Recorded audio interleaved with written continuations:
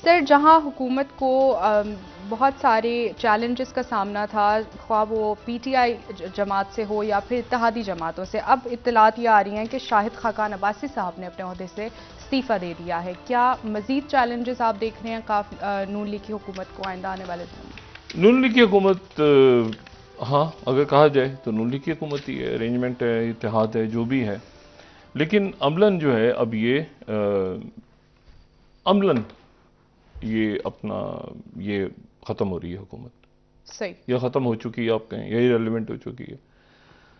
और आज जो दो तीन बातें हुई उसमें से एक, जैसे कि बात आपने कही कि शाहिद खाकान अब्बासी साहब का अलग होना जो है, जी।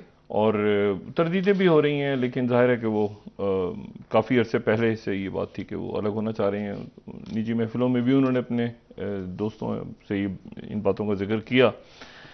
तो शाहिद खान अब्बासी साहब के अलावा फिर अब और शख्सियात भी हैं आने वाले दिनों जी। में, जिनको मरीम नवाज साहबा का ख्याल ये कि वो अंकल्स हैं और नई क़यादत को आगे आना चाहिए। अब नई क़यादत कौन सी आगे आती है ये देखना है, और नई क़यादत से मतलब कौन सी नई क़यादत है, क्योंकि तमाम जो शख्सियात हैं वो तो मतलब पुराने ही चेहरे हैं। तो लेकिन कौन से ऐसे लोग हैं जो आने वाले दिनों में मज़ीद अलग होते हैं, ये देखना है।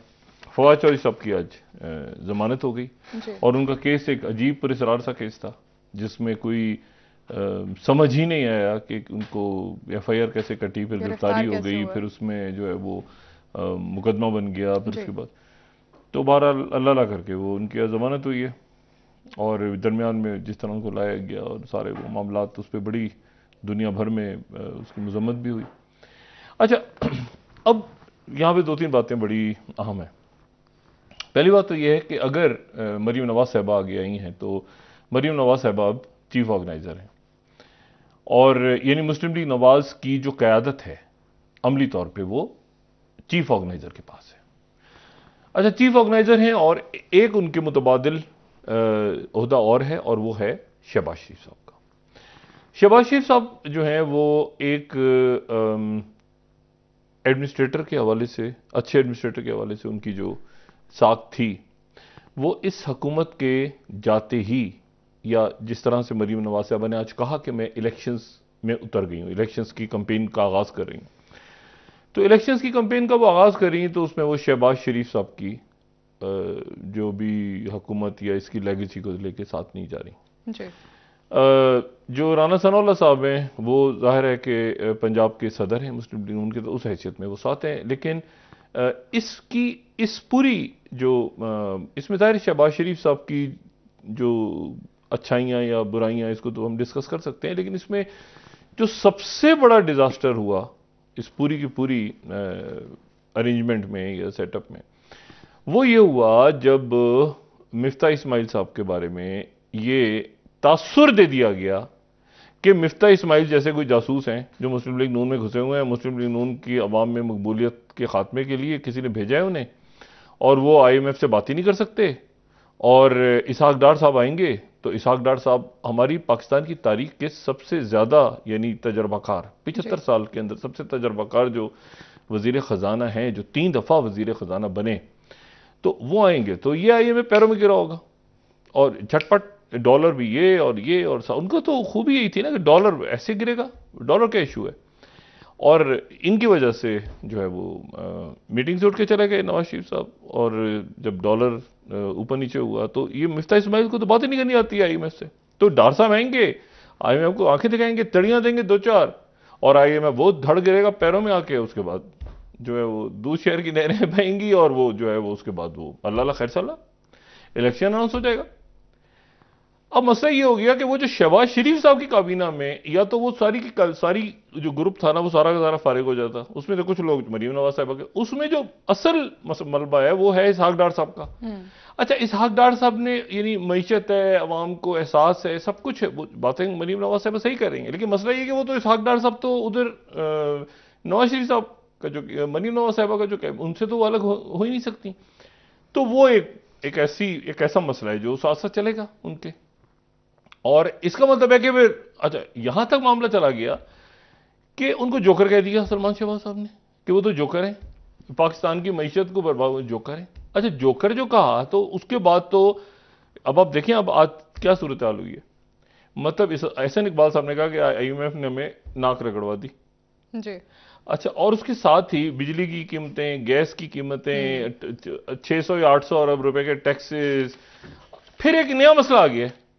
ये आईएमएफ की गुफ्तगू में कहीं इमरान खान भी टपक गए हैं बीच में। जी। उन्होंने पूछा है, आईएमएफ का जो डेलीगेशन है उन्होंने पूछा है कि ये एक तो इन्होंने सुपर टैक्स लगाया था तो अदालत सिंध हाईकोर्ट ने उड़ा दिया था उसको। एक तो उन्होंने कहा कि आप हमें गारंटी दें कि जो आप फैसले करेंगे, सख्त फैसले, मुश्किल फैसले, तो क्या उसमें अदालतें तो नहीं उड़ा देंगी उन्हें। अब ये उसको सोच रहे हैं कि अदालतें कैसे मतलब कैसे नाफिज करें, तो अदालतों में चैलेंज हो जाए तो अदालतों की भी एक जमानत, फिर सदारती ऑर्डिनेंस की जगह वो शायद एक्ट ऑफ पार्लियामेंट की बात कर रहे हैं। एक्ट ऑफ पार्लियामेंट में 14 दिन और लगेंगे। लेकिन साथ इमरान खान का जिक्र खैर भी आया है कि इमरान खान साहब जो हैं वो देखें, ये असल में ये बहुत पहले हो जाना चाहिए था। ये गड़बड़ जो डॉक्टर साहब, अब बात क्या की जाए, मतलब ठीक है हो गया, लेकिन वक्त ऐसा है कि अब वो ये इशू ये है कि ये 9th जो रिव्यू जो हो रहा है अभी, जो 9 तारीख तक चलेगा, जिसका दूसरा, इसके बाद फिर एक मुआहदा होगा, फिर ये बोर्ड में जाएगा, फिर बोर्ड इसको तय करेगा। अच्छा, 9वां और 10वां रिव्यू साथ होता है नहीं होता ये भी हमें नहीं पता अभी तो उसकी बात भी नहीं हो रही। अच्छा, फिर उनका ये भी कहना है कि भाई इसमें ऑपोजिशन का क्या रोल होगा। मतलब इमरान खान जो हैं क्या ऑन बोर्ड हैं? अगर फर्ज करें इसमें इलेक्शन हो गए इसी अरसे में और इमरान खान आ गए और पता चला कि वो पैसे दरमियान में इमरान खान ने कहा कि ये क्या मैं तो नहीं मानता और मैं तो तोड़ दूंगा, ये मैं इस तरह की को बात की, ये तो पैरों में गिर गए ये सारा। तो इमरान खान साहब का जिक्र खैर आया गुफ्तगू के दौरान। मैंने कहा इमरान खान साहब ने इसको पूरे सिस्टम को एक अजीब तरह से फंसा लिया है ना। तो वो कह रहे हैं कि अच्छा, इस बात की क्या गारंटी है कि इमरान खान से बात करें आप, इमरान खान साहब ने ये किया, वो ऑपोजिशन किधर है, फिर एक्ट ऑफ पार्लियामेंट, ये वो सारा। तो वो अब ये हो तो जाएगा, लेकिन इसके नतीजे में जो तूफान आएगा, बिजली, गैस, 600, अब तो वो जो कह रहे हैं वो बात मानी जा रही है। मतलब इतनी मानी जा रही है कि 3 दिन पहले ही बढ़ा दिया आपने पेट्रोल 35-35 रुपए। उन्होंने कहा नहीं। दूसरी जो बात है वो इसमें ये इंपॉर्टेंट है कि इसमें चाइना, ये हम आईएमएफ को कोस रहे हैं, लेकिन अब ये देखें ना कि चाइना, सऊदी अरेबिया, यूएई सब ने इसको लिंक कर दिया आईएमएफ के साथ। जी। पूरी दुनिया में शायद ये वाहिद एक जगह है जहां पर मुल्क है जिसमें, मतलब आप देखिए ना कि श्रीलंका या बाकी जगहों पे मतलब ये बात हुई कि जी उनका डेट है, चाइना का हुआ है तो जी आईएमएफ, मतलब यहां ऐसा हुआ है कि वो एक चाइना ने लिंक कर दिया कि आईएमएफ की शराइत पूरी करें, सऊदी अरब ने भी लिंक कर दी है। तो उसका मतलब यह है कि आपका जो रियासती ढांचा है पूरा, उसमें इतनी ज्यादा गड़बड़ है। ये जो ऊपर बैठी हुई एलीट, कैप्चर जो लफ्ज आया है, जिसको कैप्चर एलीट पे पब्लिक चाहती है कि हो, और होगा ऐसे ही, क्योंकि अवाम का जो रैला आ रहा है ना, वो इसमें एक्सपोज बड़े हुए हैं ना, लोग बड़े एक्सपोज हो गए हैं कि किसने क्या किया, कि क्या घन चक्कर में लग रहा है। अच्छा, तो अब मसला ये है कि वो ये सारी गारंटीज वारंटीज मान के फिर वो इस प्रोसेस से निकलेंगे। अच्छा, तो इसका मतलब है कि अब इलेक्शन, मरीम नवाज साहब ने कहा कि हम इलेक्शन ईयर में चले गए, कोई आता है नहीं आता वो फर्क नहीं पड़ेगा। शायद खान अब्बासी साहब इमर्जिंग पाकिस्तान में की तरफ ज्यादा तवज्जो देंगे, मिफ्ताह इस्माइल साहब ज्यादा देंगे, मुशाहिद हुसैन सैयद साहब ने बात कर दी कि लूली लंगड़ी हुकूमत जो है उसकी वजह से लोग हमें गालियां दे रहे हैं, तो हमें इलेक्शंस की तरफ जाना चाहिए, क्या हम चिपके हुए हुकूमत से। तो अब इशू ये है सारा कि इस वक्त अगर हम इस तरह समझे कि हम इलेक्शन ईयर में दाखिल हो गए हैं, हालांकि इलेक्शन का ऐलान नहीं हो रहा। इमरान खान साहब ने कहा है कि इलेक्शन का ऐलान करें, और उनकी आगे सारी तवज्जो इस बात पे है कि इलेक्शन होना चाहिए, 90 दिन के अंदर इलेक्शन नहीं हो रहा, ऐलान नहीं हो रहा इलेक्शन का, गवर्नर्स नहीं कर रहे। अच्छा, लेकिन इसमें जो इशू है वो ये है कि 3 हम समझे ना कि आने वाले दिनों में 3 वज़ीर आज़म, शहबाज शरीफ साहब की हुकूमत जब भी खत्म होती है, अमलन तो इधर उधर तितर बितर हो गई ना सारी, मरीम नवाज साहबा के आने के बाद, और ये सारे जो लोग बोल रहे हैं बात करें। चलें, अब रह गया कि आईएमएफ, अब आईएमएफ के साथ मुआहदा होगा तो फिर आईएमएफ जो है वो पैसे कब देगी, क्या इंटरिम गवर्नमेंट बजट पेश करेगी? कुछ लोगों का कहना है कर सकती है निगरान काबीना, मतलब क्या उससे पहले इलेक्शन हो जाएंगे, या यही हुकूमत बजट पेश करेगी तो उसमें क्या होगा? ये जून में खत्म होना है आईएमएफ का जो उनके साथ एग्रीमेंट है। तो अभी बहुत उलझने हैं इसमें। अभी बहुत सारी उलझने हैं कि इलेक्शंस की तरफ हम जा रहे हैं नहीं जा रहे, केयर टेकर्स क्या। और डॉक्टर साहब इस तरह के मुआशी हालात में क्या इंतखाबात की तरफ जाया जा सकता है? नहीं, जाना पड़ेगा ना, वो तो आइन के मुताबिक तो जाना पड़ेगा, लेकिन एक उबाम है ना, गवर्नर्स ने अभी तक नहीं ऐलान किया। खत तो लिखे हैं, इलेक्शन कमीशन से कहा है कि आप बताएं कि क्या हालात हैं, इन हालात में इलेक्शन कमीशन ऐलान करे ना करे। इलेक्शन कमीशन है, गवर्नर ये हम डिस्कस कर चुके हैं 1-2 दिन पहले शेख उस्मानी साहब और शाह खावर साहब के साथ। लेकिन इसमें तो इसका मतलब 3 ऐसी शख्सियातें हैं जो अगले इलेक्शंस में वजारत उज़्मा के लिए आपस में जिनका टकराव होगा। सही। एक है इमरान खान, ठीक है, एक है मरियम नवाज साहिबा, और तीसरे हैं जो वाशिंगटन में है बराह रास्त रशिया से वाशिंगटन, और वो हैं बिलावल भुट्टो जरदारी साहब, जिनके लिए यानी अब ये मैंने कहा ना, ये आपका ख्याल बिलावल भुट्टो जरदारी साहब शहबाज शरीफ साहब की हुकूमत के लिए बात कर रहे हैं वहां एंथनी ब्लिंकन से जो मिल रहे हैं और अमेरिकन के साथ जो मिल रहे हैं, तो वो आपका ख्याल है कि वो पाकिस्तान के IMF के प्रोग्राम के लिए बात कर रहे हैं इस वक्त?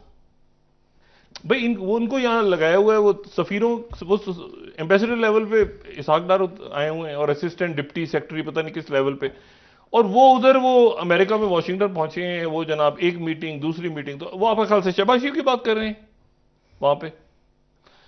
तो बात ये सारी कि वो तो अब ये 3-4 कैंडिडेट्स आपस में किस तरह से आगे, ये बस अब हो रहा है ना, अनलिश हो रहे हैं, इस तरह अब जा रहे हैं कि इलेक्शन, अब ये कि इलेक्शन ऐलान होता है नहीं होता, कब होता है कैसे होता है, उस तरफ जा रहे हैं।